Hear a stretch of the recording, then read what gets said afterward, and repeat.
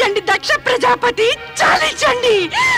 నా పతిని నిందిస్తూ ఉంటే వినలేను, వినలేను. నా పతిని నిందిస్తూ ఉంటే వినలేను, వినలేను, వినలేను, వినలేను, వినలేను.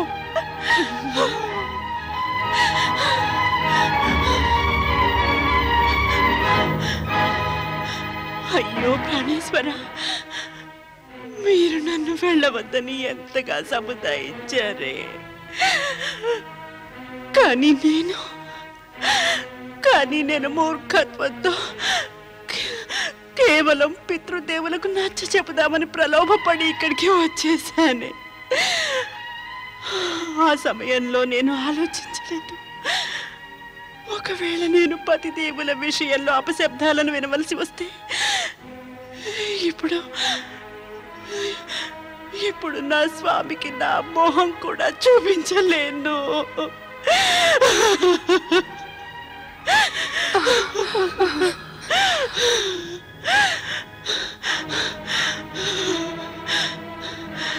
అయితే నా పతిదేవుని గురించి వినరాని మాటలు విన్నందుకు ఈ క్షణంలోనే నేను ఆత్మాహుతి చేసుకుంటాను.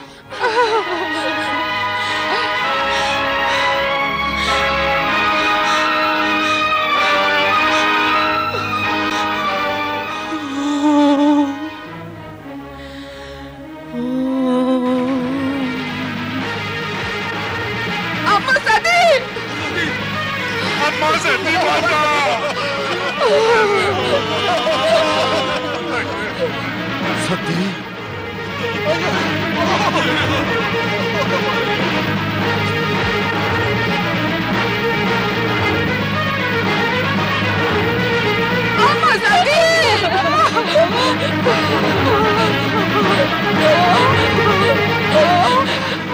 పదండి, లోపలికి తీసుకెళ్ళరా. అమ్మా సతీ మాత తల్లి, పాపి దక్ష ఇదంతా నీ మూలంగానే అయ్యింది. నువ్వు మా సతీ మాతను పరిచించావు, నువ్వు నశించిపోతావు. శివ శంభో పరమేశ్వర, నడవండి.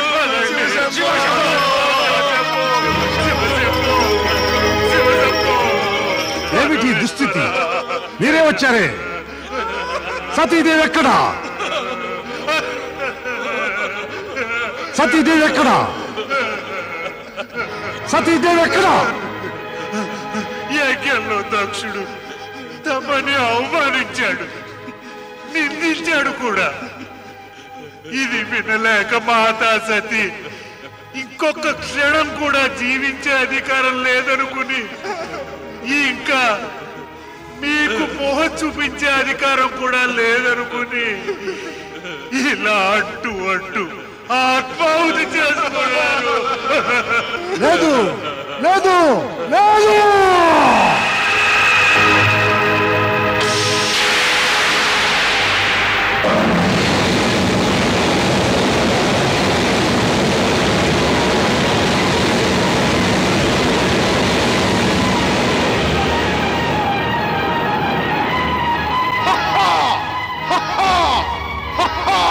జయ మహారుద్ర, ఆజ్ఞాపించండి ప్రభు. వీరభద్ర, అహంకారి దక్షుడు నాకు విరోధి. ఇక నా విరోధికి సర్వనాశనుడే. అవును ప్రభు. వెళ్ళి ఆ యజ్ఞాన్ని భగ్నం చేసేయి. ఎవరైనా నిన్ను ప్రతిఘటిస్తే వారిని కూడా భస్మం చేయటానికి సంకోచించకు. నేడే వినాశనానికి విజృంభించు. అక్కడెవరో సతీశివుల విరోధులు జీవించడానికి వీల్లేదు. వెళ్ళు. అలాగే చేస్తాను ప్రభు. జయ మహారుద్ర.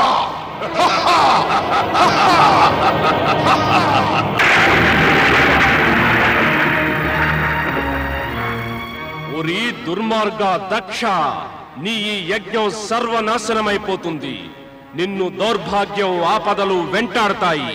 వాటి నుంచి నిన్ను రక్షించడానికి ఎవరైనా ప్రయత్నిస్తే వాళ్ళు అంతమైపోతారు. కొద్ది క్షణాలలో ఇక్కడ వినాశనం తాండవం చేయబోతోంది. వినాశనం తాండవం చేయబోతోంది. వినాశనం తాండవం చేయబోతోంది. లేదు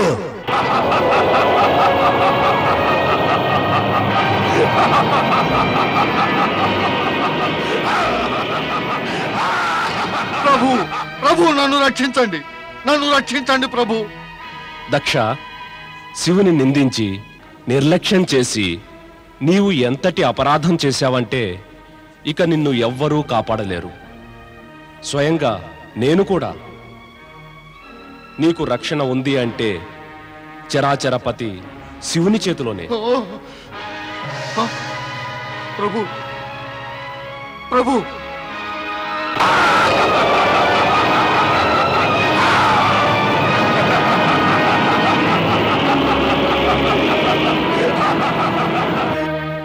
భృగు మహర్షి, ఈ సంకట స్థితి నుండి మీరే కాపాడాలి. నాకు సహకరించండి ఋషవర్య, నాకు సహకరించండి. అప్ఖతా అసూరాః రక్షాంసి వేది సదా.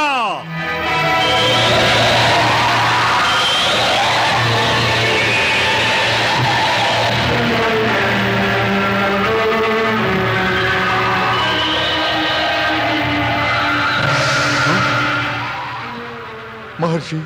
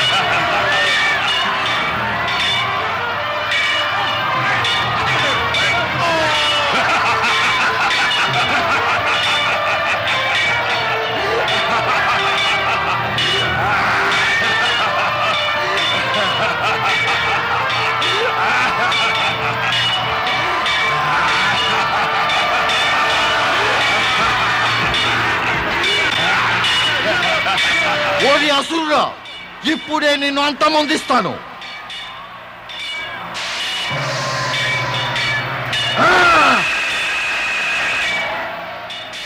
జై సదాశివ.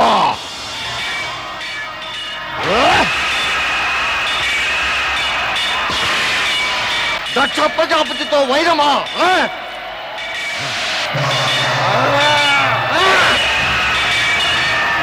జై గంగాధర. దాచుకో దక్ష.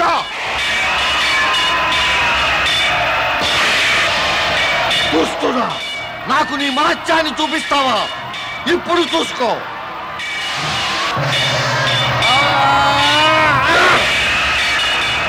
జై భూతనాథ. దక్ష, తప్పించుకోగలిగితే తప్పించుకో. జై.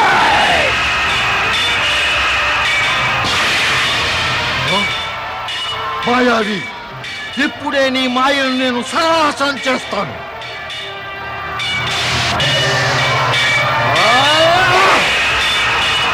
జై మృత్యుంజయ మహాదేవా.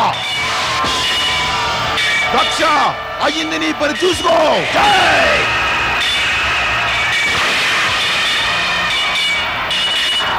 నువ్వు మహాశక్తివంతుడు అని గర్వంగా ఉంటే నాతో సమాన ఆకారాన్ని పొంది నీ శక్తిని ప్రదర్శించుకో.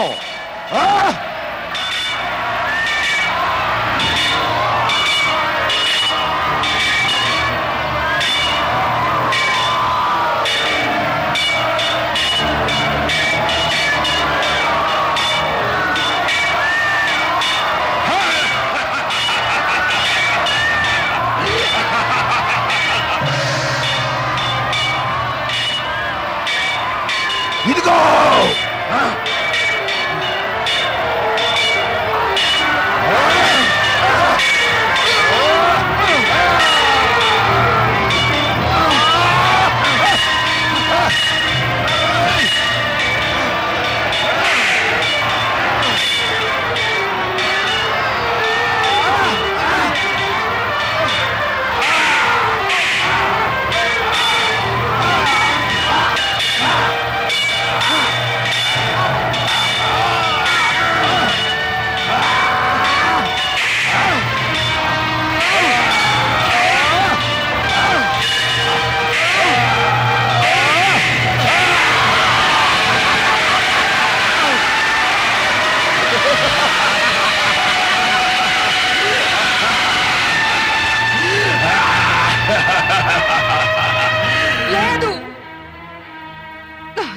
వారికి మరణం లేదు. వారు పరమపిత బ్రహ్మపుత్రులు. వారికి మరణం లేదు. వారికి మరణం అసంభవం. నువ్వు చెప్పేదంతా అసత్యం. లేదు మహారాణి, ఇది సత్యం. ప్రజాపతి మహారాజు దక్షులు ఇక ఈ లోకంలో లేరు. జయ మహారుద్ర. పరమేశ్వర, నీ ఆజ్ఞను అనుసరించి దుష్టుడైన దక్షుణ్ణి అంతం చేశాను. అతనికి శిరఛేదనం చేసి యజ్ఞగుండానికి స్వాహా చేశాను. వీరభద్ర, నువ్వు నా ఆజ్ఞను పాటించి నీ జీవితాన్ని ధన్యం చేసుకున్నావు. శివగణంలోనే సర్వశ్రేష్ఠుడు. యశస్వీ భవ. జయ మహారుద్ర.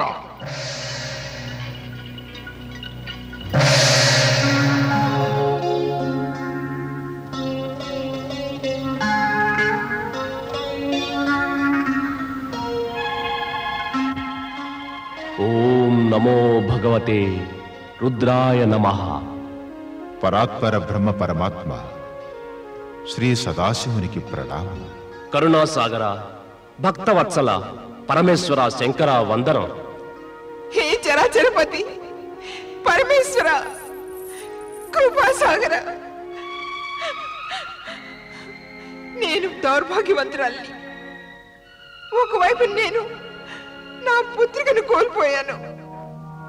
ఇప్పుడు మరొక వైపున నా పతిదేవుని కోల్పోతున్నాను. శిరస్సు లేని వారి శరీరాన్ని చూస్తూ ఉంటే ఏ క్షణంలోనైనా మృత్యువు కబళిస్తుందని భయంగా ఉంది.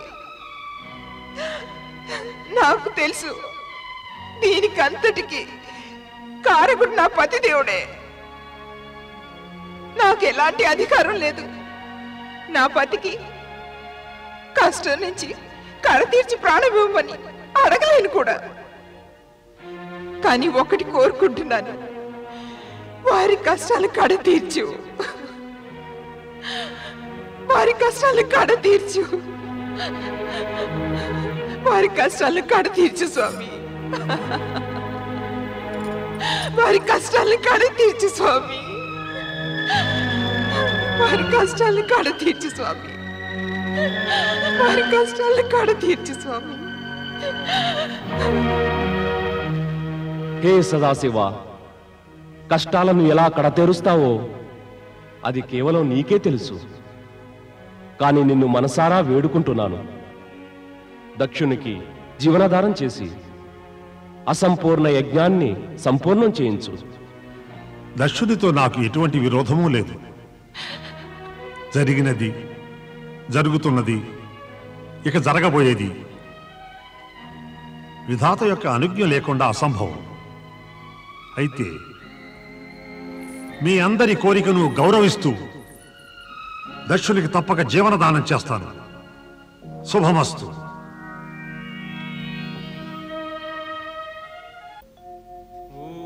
పతి వియోగంతో దుఃఖితురాలైన వీరిని పత్ని వియోగాన్ని తట్టుకోలేని శివుని వద్దకు వచ్చి తన మాంగళ్యాన్ని కాపాడమని వేడుకుంటుంది.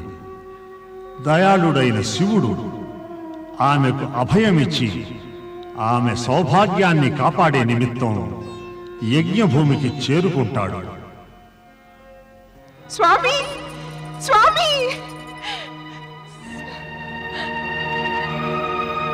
స్వామి, స్వామి ఎక్కడున్నారు స్వామి? స్వామి, స్వామి,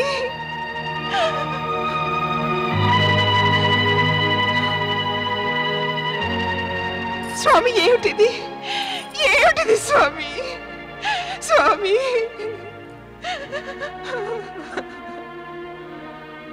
ప్రభు కరుణించు, కరుణించు పరమేశ్వర, కరుణించు.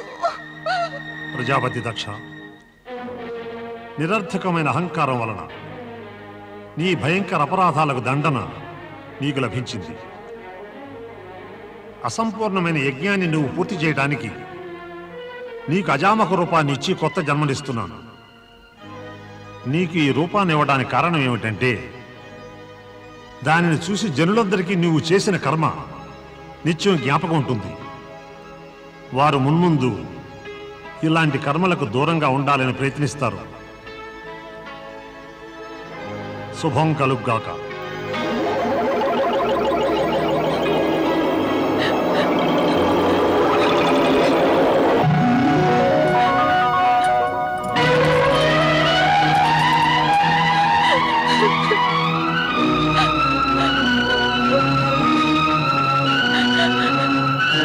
స్వామి స్వామి మీరు పునర్జీవితులయ్యారు.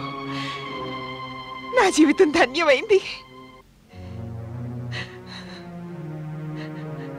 హే దేవాదిదేవ, హే మహాదేవ, హే పరమేశ్వర, నీవు నా వంటి నరాధమునికి జీవనదానం ఎందుకు ఇచ్చావు? ఎందుకు ఇచ్చావు ఈ జీవనదానం? దమనకాండను రేపిన ఈ దక్షుడు కిరాతకుడు ప్రభు, కిరాతకుడు. తన పుత్రికను అంతేకాక యజ్ఞఫలం పొందగోరిన వారిని హత్య చేశాడు. హే ప్రభు, ఈ దుష్టునికి, నీచునికి, కళంకితునికి నీవు పునర్జన్మనిచ్చావు.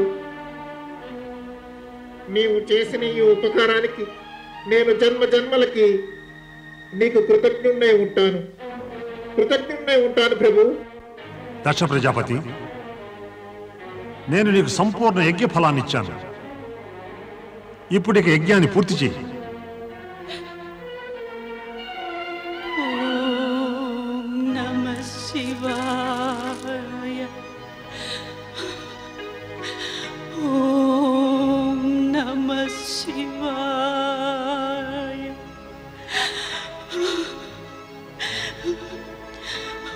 ఓం నమః శివాయ. ఓం నమః శివాయ.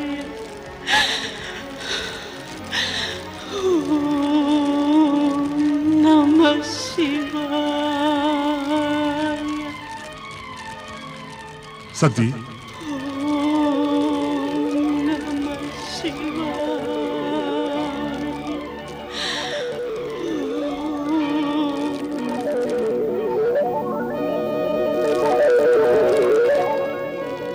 తన అర్ధాంగి అయిన సతీదేవిలో ఇక జీవం లేదన్న కఠోర సత్యాన్ని ఆ సదాశివుడు ఏమాత్రమూ అంగీకరించటానికి సుముఖంగా లేడు. సతీదేవి ప్రాణం అనంతవాయువుల్లో కలిసిపోయినా ఆమె ఇంకా జీవించే ఉందనుకోవటం ఒట్టి భ్రమే అని ఆ పరమేశ్వరునికి ఎవరు నచ్చ చెప్పగలరు?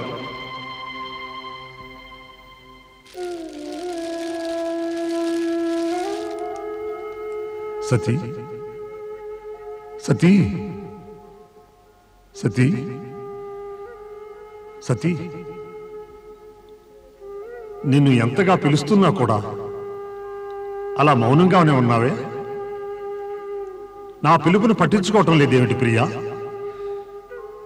నీకు ఈ పరమేశ్వరుడు ఎంతో ప్రియుడుగా, నీ ఆరాధ్యుణ్ణి, ఇష్టుణ్ణి, సర్వస్వం నేనేగా. నా చూపులోని భావాలను పసిగట్టి నా హృదయ భాషనే అర్థం చేసుకోగలవు. కానీ నేడు ఎంతటి మధుర స్వప్నానికి అంటున్నావో కానీ నా ఆక్రందన నీకేమాత్రం వినిపించటం లేదు.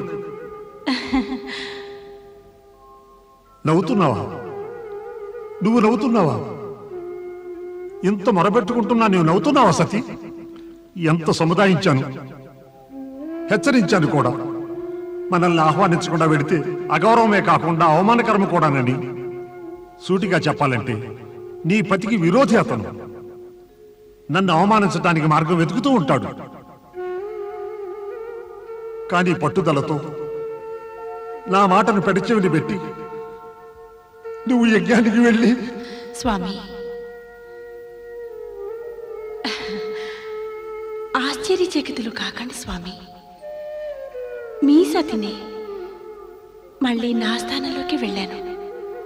నా శాశ్వత స్థానం తమరి హృదయమే. అవును స్వామి, మిమ్మల్ని అక్కడి నుండే పిలుస్తున్నాను. పిలుస్తున్నావా? కానీ నీ కళ్ళెందుకు తెరవవు ప్రియా? పద్మాల వంటి నీ కళ్ళల్లో నా ప్రతిబింబాన్ని ఎన్నిసార్లు చూసుకున్నాను. సతీ, చైతన్యం పొందు, నీ పూర్వ రూపంలో సాక్షాత్కరించు. స్వామి, ఆనాటి మీ మాటలని జ్ఞాపకం చేసుకోండి. మీ మనోనేత్రాలను తెరిచి చూడండి. ఇద్దరము సతీ శివులం, అభిన్నులము. ఒకే పరమతత్వం, సాక్షాత్ పరబ్రహ్మమే. ఇందుకు బ్రహ్మాండమే సాక్షి.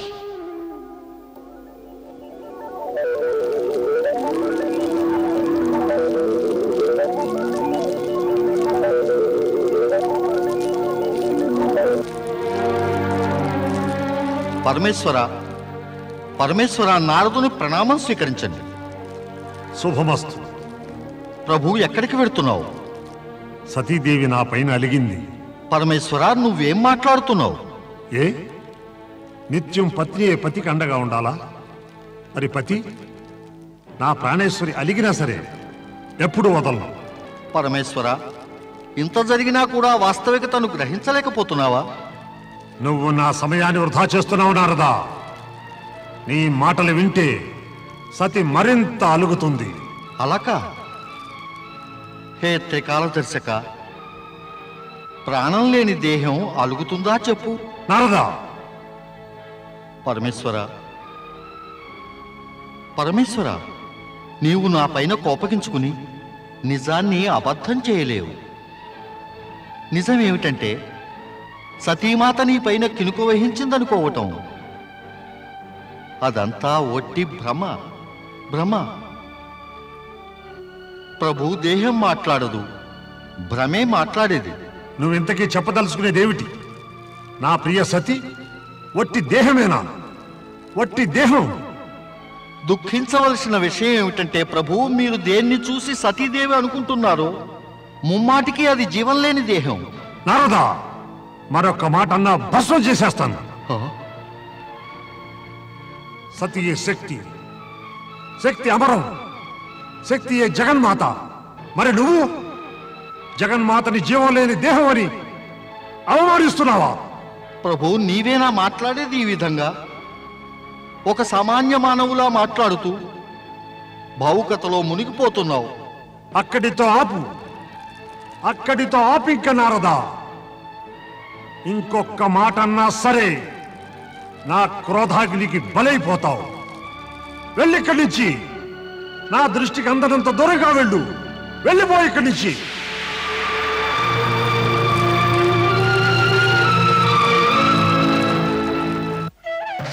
మాతా సరస్వతి నమో నమః.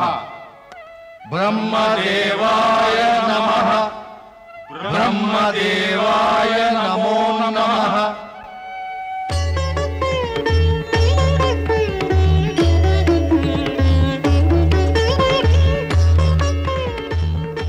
దేవేంద్రునికి సకల దేవతలకు బ్రహ్మలోకంలోనికి స్వాగతం. ఏమిటి ఇలా వచ్చారే అందరూ? పరమపిత, సతీదేవి ఆత్మాహుతి చేసుకున్న అనంతరం సదాశివుడు ఆమె మృతదేహం తీసుకుని వ్యాకులతతో సర్వత్రా సంచరిస్తున్నాడు. క్రోధోన్మాదుడైన అతని రూపాన్ని చూస్తూ ఉంటే ఈ సృష్టి అంతా కూడా అంతరించిపోతుందేమని భయంగా ఉంది. ఇలాగే జరిగితే మీ సృష్టి రచన చూస్తూ ఉండగానే అస్తిత్వాన్ని కోల్పోతుంది. రక్షించండి, సృష్టిని రక్షించండి పరమపిత. సృష్టి అంతరించిపోవడానికి ఇంకొద్ది క్షణాలు మాత్రమే మిగిలి ఉన్నాయి. ఏమిటి నీవనేది? అవును పరమపిత, నేను స్వయంగా చూసి వచ్చాను పరమేశ్వరుని భయంకరమైన వినాశకర రూపాన్ని. వినాశకర రూపమా? ఏమంటున్నారు? శివుడు మంగళ ప్రదాత, లోక కళ్యాణకర్త, వినాశకర రూపమా? నా ఉద్దేశ్యం, శివునిలోని నైరాశ్యం చూస్తుంటే అది వినాశానికే మూలం కావచ్చు. ఆయన వినటమే లేదు. సతీమాత ఆత్మాహుతి చేసుకుందని అంటుంటే నీవు నచ్చ చెప్పడానికి ప్రయత్నించలేదా? ఎంతో ప్రయత్నించాను. పరమేశ్వరుడు ఉగ్రుడైపోతూ నాతో ఏమన్నాడంటే, నువ్వు సతీమాతను నిర్జీవ దేహం అంటావా, నిన్ను భస్మం చేస్తాను అని. అంతే, ముచ్చెముటలు పట్టి ఇటు పరిగెత్తుకొచ్చాను. పరమపిత, ఇదంతా వినగా నాకు అనిపిస్తోంది శివుడు తన మూడో కన్ను తెరవటానికి ఇంకా ఎంతో సమయం పట్టదని. శివుడు మూడో కన్ను తెరిస్తే ఈ సృష్టి భస్మం కావటానికి ఒక్క క్షణం కూడా పట్టదు పరమపిత, ఒక్క క్షణం కూడా పట్టదు. మీరే ఏదైనా ఉపాయాన్ని ఆలోచించి ఆయన్ని శాంతపరచండి.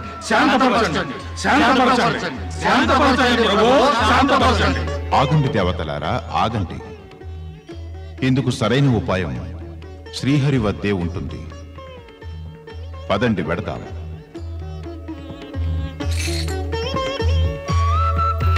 ఇది ఒక అసాధ్యమా ప్రభు? పరమేశ్వరుడైన సదాశివుణ్ణి ఈ వ్యామోహం నుండి విముక్తుని చేయటం. అయితే మరి శివుడు సాక్షాత్తు జగత్తుకే అధిపతి, జ్ఞాన విజ్ఞానాల అధిష్ట దేవత. అతనికి చెప్పడం సాధ్యమా? దేవతలైనా సరే స్త్రీ పురుష రూపాలను పొంది పతిపత్నులైన తరువాత దాంపత్య జీవితాన్ని గడుపుతున్నప్పుడు వియోగం అంటే భరించలేని క్లిష్ట పరిస్థితి. శివుడు కూడా ఇలాగే అనుకుంటున్నాడేమో, తన అర్ధాంగి తనకు దూరమైపోయిందని. ఈ దుఃఖం సహించలేనిది కమల. జగదీశ్వర శ్రీహరి విష్ణుదేవ మహాదేవి మాతాశ్రీ లక్ష్మీ మంగళాని భవంతు. బ్రహ్మదేవ, మీరందరూ చింతాగ్రస్తులై ఉన్నట్టున్నారు. నీకు తెలియకుండా ఉంటుందా శ్రీహరి? ఈ చింతకు కారణం ఏమిటో? అవును. అయితే ఆలోచించావా? ఆలోచించలేదనే చింతిస్తున్నాను. బ్రహ్మ విష్ణు మహేశ్వర్లు కలుస్తేనే సంపూర్ణం. అవినాభావ సంబంధితులం. అయితే సతీమోహాన్ని శివుడు వీడాలంటే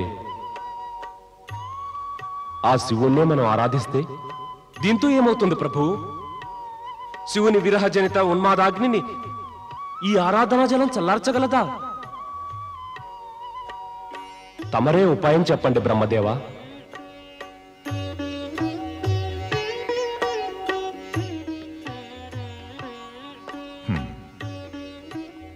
ఎంతగానో ఆలోచించాక ఒకే ఉపాయం మనసులో గోచరిస్తోంది.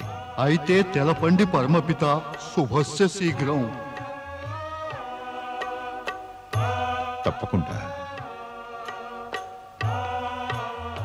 కానీ అది సాధ్యమయ్యేది శ్రీహరి విష్ణుదేవుని ద్వారానే. అదేదో చెప్పండి. నీ సుదర్శన చక్రంతో సతీకాయాన్ని విచ్ఛేదనం చెయ్యాలి. ఏమిటి? అవును. శివుణ్ణి సతీమోహన్ నుండి దూరం చెయ్యాలంటే అది అవసరం.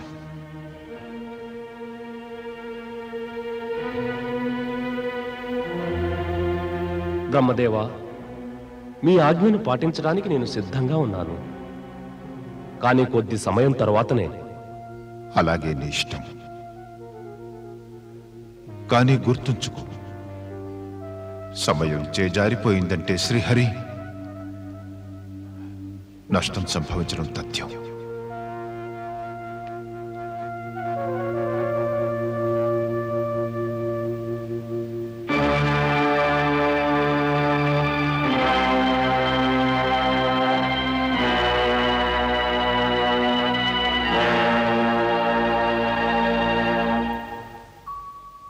ఓం నమః శివాయ.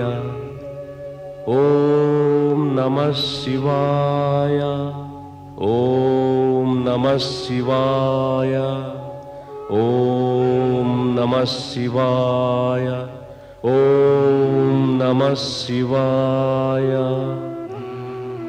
ఓం నమః శివాయ. ఓం నమః శివాయ. ఓం నమః శివాయ.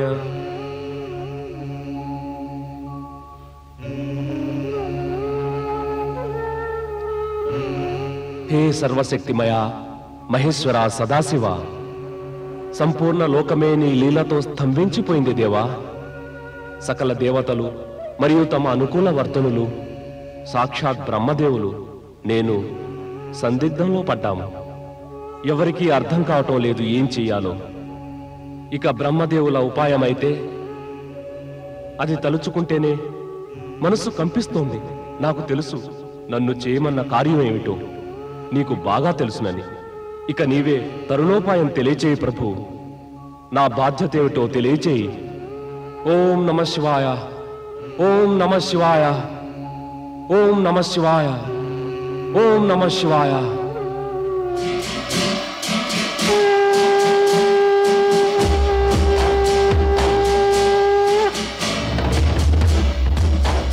శ్రీహరి విష్ణు సర్వ శివలీలల వెనుక ఉద్దేశం ఏదో ఉండనే ఉంటుంది. ఏ ప్రకారంగా అయితే నా స్వరూపంలో అనేక రూపాలు నిక్షిప్తమయ్యాయో, అలాగే నేను తలపెట్టిన ప్రతి కార్యం వెనుక ఏదో ఒక ఉద్దేశం ఎప్పుడూ దాగి ఉంటుంది. బ్రహ్మ విష్ణు ఇద్దరిలోనూ శివుని అంశ ప్రకాశిస్తోంది. అయితే లోక కళ్యాణార్థం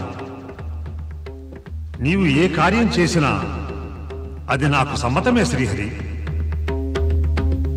లోక పరిపాలకునిగా నీవు ఏమి చేసినా లోకహితాన్ని దృష్టిలో పెట్టుకునే చేయవలసి ఉంటుంది.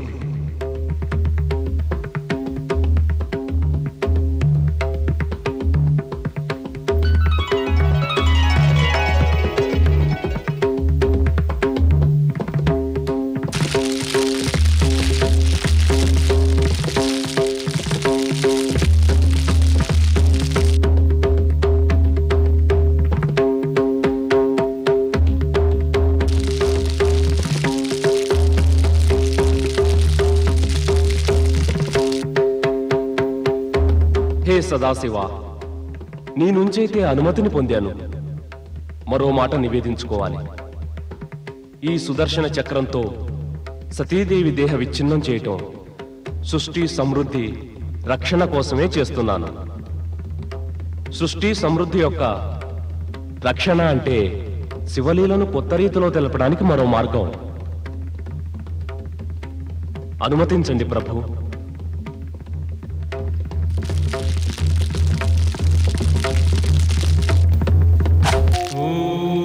చివరికి శ్రీ మహావిష్ణువు సుదర్శన చక్రాన్ని ప్రయోగించాడు. అది పరమేశ్వరుని అనంతరం సతీదేవి చరణాలను స్పృశించింది. ఆ చక్రం సతి శిరస్సు వైపు వెళ్ళగానే ఒక బ్రహ్మాండమైన జ్యోతిపుంజం ఉద్భవించింది. దాని నుంచి వెలువడిన కాంతి కిరణాలు భూమండలం వైపు పయనించసాగాయి. ఈ జ్యోతిపుంజమే కాలక్రమేణా శక్తిపీఠంగా పేరుగాంచింది. ఈ విధంగా ఆర్యావర్తంలో 51 శక్తిపీఠాలు వెలిశాయి. శివునికి పరిపూర్ణతను చేకూర్చే శక్తిమాతయే జ్యోతి రూపంలో ఈ శక్తిపీఠాలలో విరాజిల్లుతోంది.